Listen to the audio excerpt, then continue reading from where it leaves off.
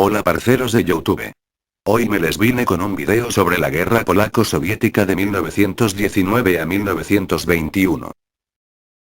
De acuerdo, este fue un conflicto armado que afrontó a la Rusia soviética y la Segunda República Polaca desde el 14 de febrero de 1919 al 18 de marzo de 1921 cuando finalizó con el Convenio de Riga. Como tal, la guerra fue el resultado de las tentativas expansionistas por parte de ambos bandos. Polonia pretendía recuperar los territorios perdidos a finales del siglo XVIII, y los soviéticos, aquellos que habían pertenecido al Imperio ruso antes de la Primera Guerra Mundial. Las fronteras entre Polonia y la Rusia soviética no habían sido definidas en el Tratado de Versalles, y posteriormente se tornaron más caóticas tras la retirada de las potencias centrales en el frente oriental, la Revolución Rusa de 1917, la Guerra Civil Rusa, las desintegraciones del Imperio Ruso, del Imperio Alemán y del Imperio Austrohúngaro, y las ambiciones de Ucrania y de Bielorrusia para establecer su independencia.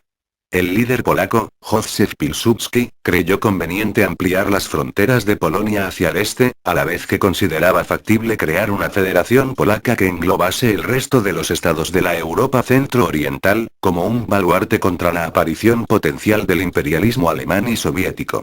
Hacia 1919, las fuerzas polacas controlaban la mayor parte de Ucrania Occidental, ganando el conflicto con la República Popular de Ucrania Occidental que intentó crear un estado ucraniano en los territorios que reclamaban tanto polacos como ucranianos.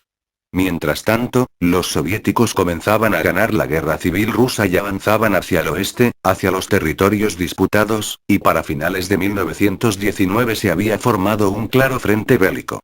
Los enfrentamientos fronterizos desembocaron entonces en una guerra abierta tras el avance hacia el este de Ucrania de Pilsudski, en abril de 1920, el cual fue detenido por un contraataque del Ejército Rojo, inicialmente exitoso.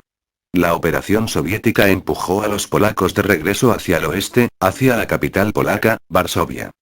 Mientras tanto, Occidente temía que las tropas soviéticas llegaran a las fronteras alemanas, y se incrementó el interés de las potencias occidentales en la guerra. A mediados del verano, la caída de Varsovia parecía cercana, pero a mediados de agosto la situación cambió de nuevo cuando las fuerzas polacas alcanzaron una inesperada y decisiva victoria en la batalla de Varsovia. Ante el temor de un avance polaco hacia el este, los soviéticos pidieron la paz y la guerra terminó con un alto al fuego en octubre de 1920. Un tratado de paz, el Tratado de Riga, fue firmado el 18 de marzo de 1921, repartiendo a los territorios en disputa entre Polonia y la Rusia soviética. Así, esta guerra de 1919 a 1920 delimitó la frontera polaco-soviética para el período de entreguerras. En 1919, con el final de la Primera Guerra Mundial, el mapa de la mayor parte del mundo, y en particular el de Europa Central y Occidental, había cambiado drásticamente. La derrota de Alemania frustró sus proyectos para la creación de un gobierno títere en los estados orientales de Europa, y como la Rusia soviética estaba en plena guerra civil, muchas naciones de aquella región vieron una oportunidad única para obtener la independencia que no podían desperdiciar.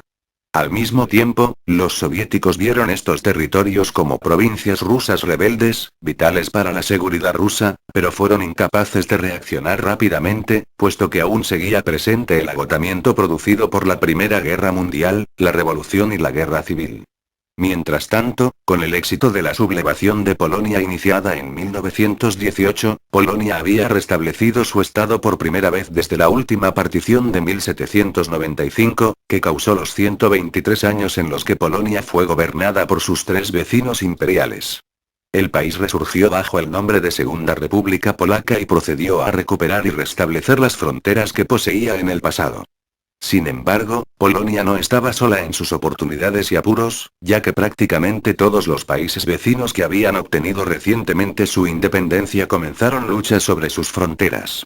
Rumanía luchó contra Hungría en Transilvania, Yugoslavia con Italia en Rijeka, Polonia con Checoslovaquia en Cieszyn y Tesin, con Alemania en Pozna y con Ucrania en Galicia.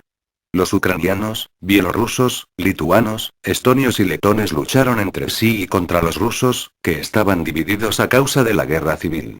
La influencia del comunismo también se agregó a esta mezcla, dando por resultado revoluciones de los comunistas en Múnich, Berlín, Budapest y Prešov. Después de las negociaciones de paz, Polonia no conservó todos los territorios que había llegado a controlar al finalizar las hostilidades. A causa de sus pérdidas durante y después de la batalla de Varsovia, los soviéticos ofrecieron a los polacos la concesión pacífica de grandes territorios en las áreas fronterizas disputadas, quedando la frontera entre la Rusia imperial y la mancomunidad de Polonia-Lituania muy similar a como era antes de la primera partición de 1772. Los polacos habían agotado sus recursos, y la opinión pública se oponía a la prolongación de la guerra. Por su parte, el gobierno también estaba presionado por la Sociedad de Naciones, y las negociaciones eran controladas por los demócratas nacionales de Dmowski. Pilsudski pudo haber controlado el ámbito militar, pero el parlamento estaba controlado por Dmowski, y las negociaciones de paz fueron de naturaleza política. A los demócratas nacionales, como Stanislav Grabski, quien anteriormente había renunciado a su trabajo en protesta por la alianza polaco-ucraniana, y ahora tenía mucha influencia sobre los negociadores polacos, les importaba poco el Międzymorze de Pilsudski. Esta situación de posguerra dio un golpe mortal al sueño de Pilsudski de revivir la multicultural mancomunidad de Polonia-Lituania en forma de la Międzymorze. Los demócratas nacionales a cargo del Estado también tenían ciertas preocupaciones sobre el destino de los ucranianos, y poco les importaba que su oponente político, Pilsudski, se sintiera obligado a los acuerdos referentes al tratado.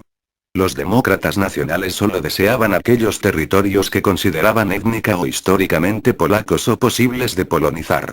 Por ello, y a pesar de la aplastante derrota del Ejército Rojo en Varsovia y la buena voluntad del principal negociador ruso Adolf Hoffe para conceder casi todo el territorio en disputa, la ideología de los demócratas nacionales les permitió a los soviéticos recuperar ciertos territorios.